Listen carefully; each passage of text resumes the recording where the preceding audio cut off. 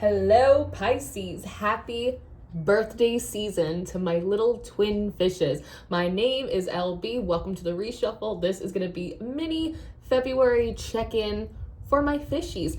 I have a bunch of decks here, Pisces, and I'm not quite sure which one to use or where to start, and that's kind of unlike me, and I feel that is a bit of a commentary about keeping your options kind of open right now.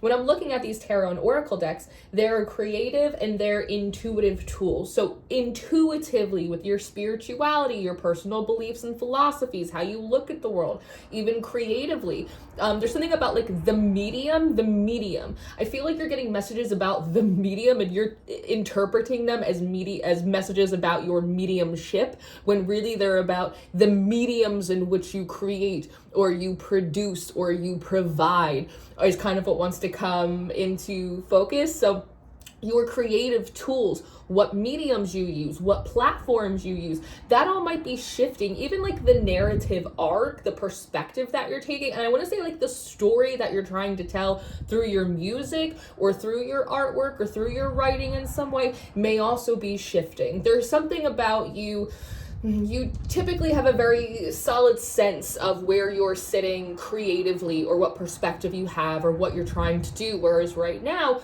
you might feel a little listless. You might feel you're wandering creatively right now. But I think that's actually a good thing. It's often a sign that you're about to pick up a new tool or begin to reclaim perhaps an old medium or like an old art or craft or something that you used to do and you put down for a while. So it's just the idea of, I'm almost getting visualizations of Edward Scissorhands and like octopi and even like those really beautiful primordial goddesses, typically in Eastern pantheons like Kali, like the Durga, these gorgeous beings with all of these different arms, really talking about like multiplicity, talking about how you're kind of like the Swiss Army knife, Pisces, and when it comes to spirit and when it comes to art and expression and emotion, how you paint with emotion like colors, it's like there's just really, and we're in your seat, we're in your mansion now, and so everything probably for the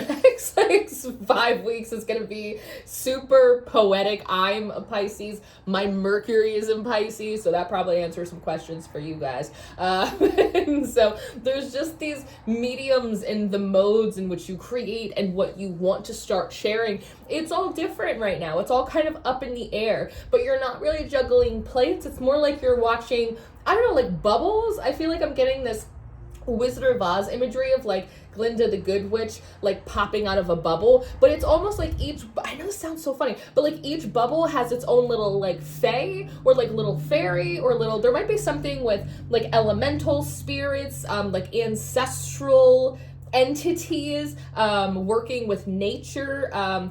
There's something, because I just saw the word Gaia pop up in my head, like how a lot of people talk about like Gaia, like Mother Earth, and I heard and then they made a distinction with like Gaia as like the actual goddess within the Greco-Roman pantheon. So there's something here about you also organizing like nature and the magic of nature in a new way. There's a lot happening with you spiritually right now. I feel a lot of, and again, they feel like bubbles. It's like, what's that? I shouldn't be able to see that. That's a fun little glimmer. There's something really like youthful in your magic and in your intuition, and they want to note and remind you, Pisces, that it is deeply tied into your creativity, that you don't, I kind of want to say, you don't just like work with or receive from the muses. I kind of want to say that like you are one, you are a muse. I wonder if someone has ever told you that you inspire them, or that like you're my muse or something, pay me like one of your French girls. Like there's kind of that energy to it. People might have said that to you from time to time, but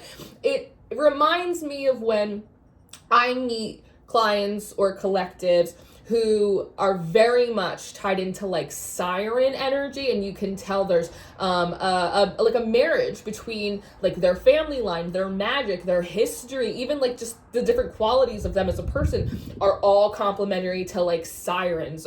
I've seen it happen with like craftspeople. A lot of craftspeople, why are we doing this? Because we can. A lot of craftspeople, particularly within like who are attracted to the Greco-Roman pantheon, a lot of times immediately move to Athena, for a very good reason. I have her here in my altar, right?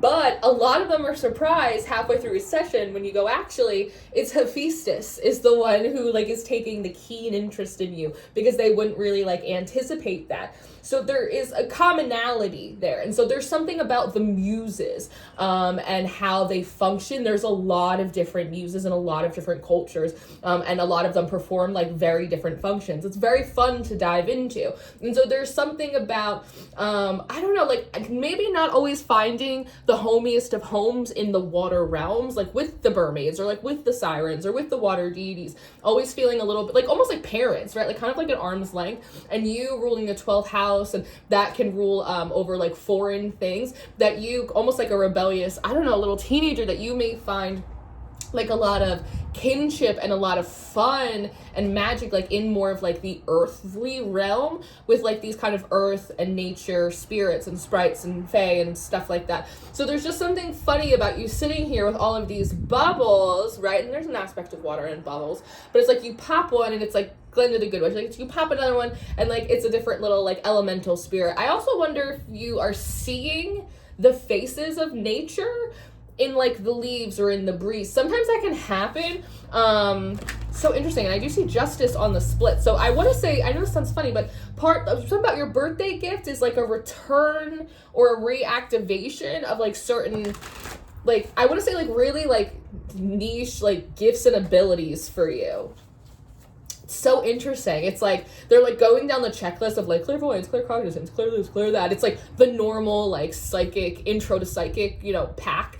But it's like you have these like extension packs of like these other weird little abilities or things that you notice or things that you pick up on that feel like they're like coming back around. There's also kind of like a graduation or like a bar mitzvah, bat mitzvah type of energy, like a coming of age. So you might be spiritually kind of turning a curve in your practice right now and kind of feel yourself like entering a different, I don't know, like paradigm in a way. It's not a different culture. It's not a different system. It's not different ancestors necessarily.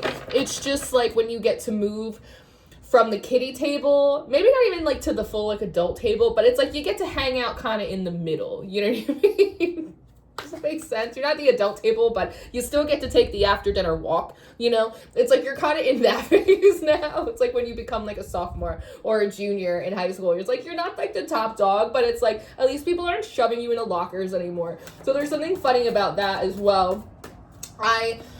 Speaking of, that's very interesting.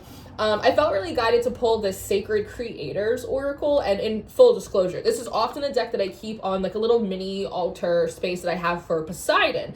As a Pisces, look around, you know?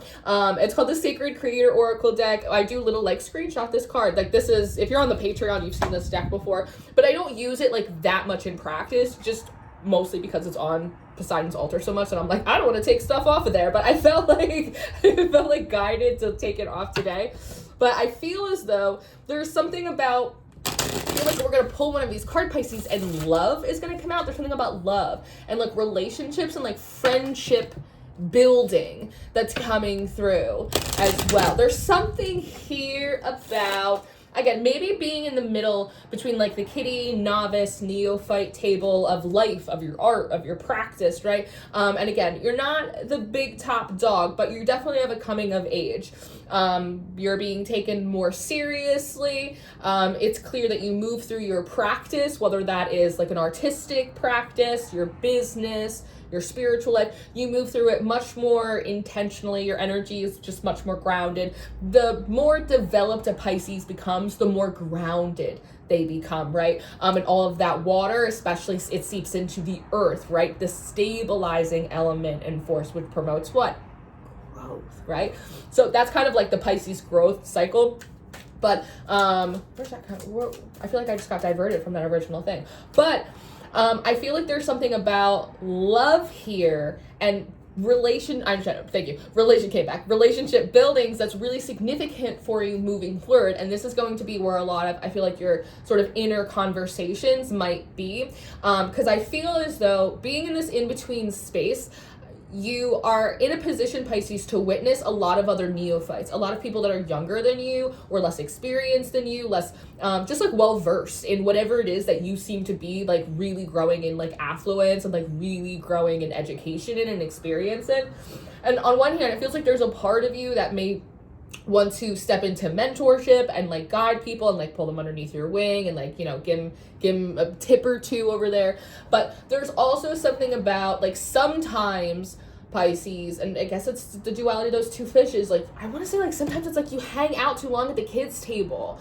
It's like you entertain conversations that like don't benefit you or are like full of nonsense, or people that aren't like open to like learning in any way, right? And so there's a note here about you noting this habit, I suppose, and making perhaps new choices of like seeing a conversation and going, actually, I don't need to correct them. I don't need to educate them. I don't need to do any of that. I actually don't even need to be here. I actually shouldn't even be here able to hear this conversation. I should be over there observing the grown-ups, so to speak, and learning from there, or having conversations that are more balanced with my peers. So there's something here about, as you're moving through this process of kind of up leveling, to notice like where you're still invited, but like shouldn't really be anymore. You're like the super senior at the prom, you know, you're like, I need to get out of here. I gotta go enroll for fucking classes at my community college. That's what I need to do, right? So there's something about that, and being in a position right now that I feel like, because things are kind of up in the air, your little bubbles, because you're really experimental, like your energy is like loosey-goosey. It doesn't mean you can't like observe other people, like learn from the youth, right? It's like me Googling, what is the Riz, right? That was a real humbling moment for me. But it's like, it's not that you can't observe them or like, you know, whatever, but just being more proactive and going, you know what, I need to not be at this table. I don't want to really be seen involved in this conversation, birds of a feather kind of thing. I really should be seen over there, or I should be learning over here, or I shouldn't be, right? It's just like realizing it. It's just realizing it. Where you're still invited, but where you shouldn't be. So I just kind of want to see what else, if anything, wants to come out of this card.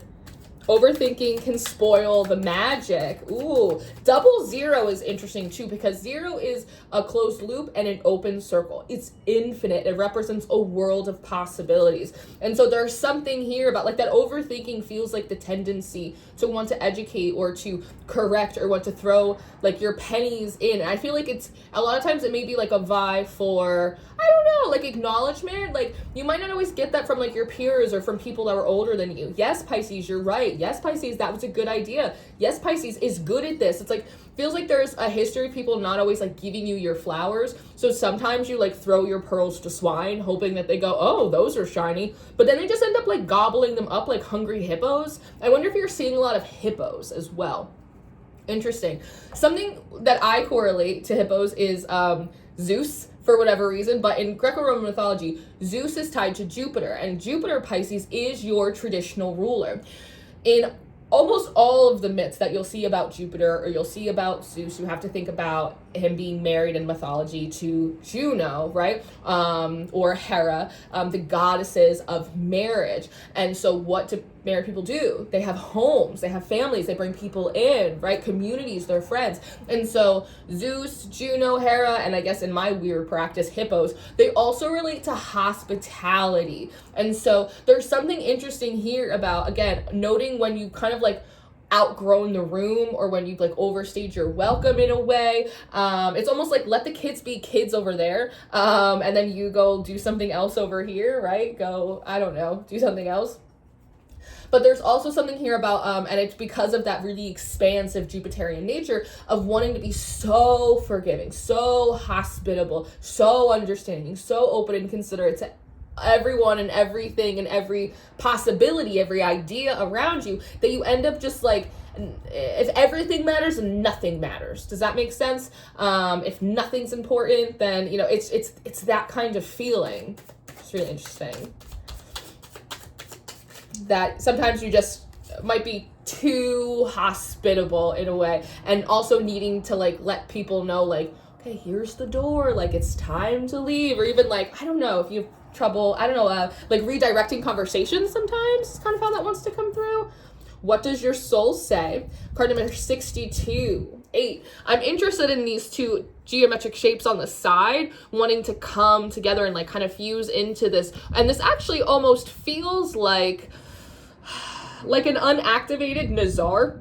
You see how it's in a position that it looks a little bit like the evil eye symbol. I almost feel like it's deactivated, meaning that like there might actually be like a weird like little slip in time, Pisces, right now, where you actually like, I want to say like you're cleansed and like there's no evil eye on you. It's like you cleansed like whatever funky energy was off, and like there hasn't been new funky energy that's arrived like yet. And so it's like you're actually in this like interesting position where like there's no evil eye on you. And there also might be something here, you might notice that like you get more evil eye, or you get more bad luck, or you deal with more janky shit when you're hanging out like at the kiddies table, or you're trying to like, I don't know, you're hanging out at the kiddies table. All of a sudden you start hanging out more with your peers, you're having a conversation with people that are trying to converse the way you are, you start learning more from the adults around you. I don't know why that, like, it must be like the only phrasing that will like make sense or like click something to like the inner child's brain or something. Because then you're not dealing with people that don't have like the same issues or the same energetic hangups or insecurities or whatever, even just like stubbornness. You know, when like you're young and you think you know everything, you're so like you just cannot be convinced otherwise. It's like, there's that energy here too. Ambush fear with your ferocious dreams. I wonder if there's like an avoidance of adulthood or an avoidance of, I don't know, grounding sometimes, at the very least in the past. As a way to avoid like the fear of entry, the fear of initiation, the fear of being new, right? So it's like we stay at the kids' table because at least it's more comfortable, because as a Pisces, like you know how to play.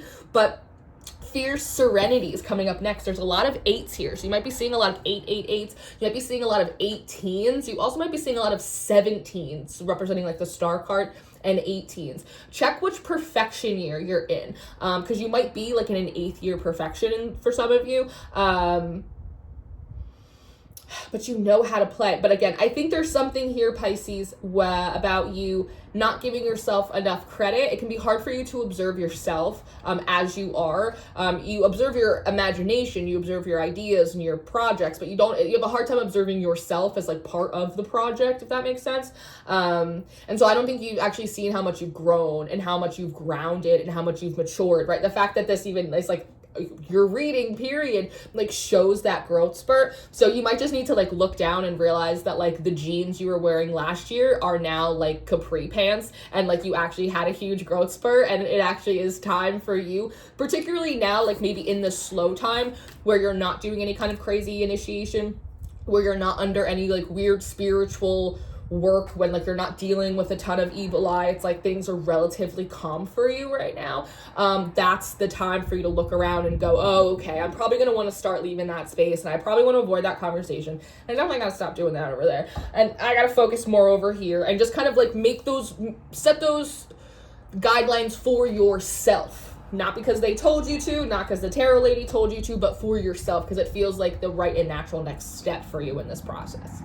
So this is what I have. I hope this was helpful, Pisces. I hope that this was encouraging. I hope this was entertaining. I hope this connected the dots that you needed to be connected. I'm very excited for yours and my birthday season. I'm excited to see what happens. If you are interested in your full monthly reading for February, that will be over on the Patreon with our daily horoscopes and our tarot tips and our tarot spreads. We're doing a bunch of fun stuff over there. Always have, always will. My books are open for personal readings. If you would like a little reading for your solar return, I am here. And all the links to my Substack, my socials, if you want to hang out with me later, those will be in the description box. Thank you so much. I love you, Pisces, and I'll see you next time. Goodbye.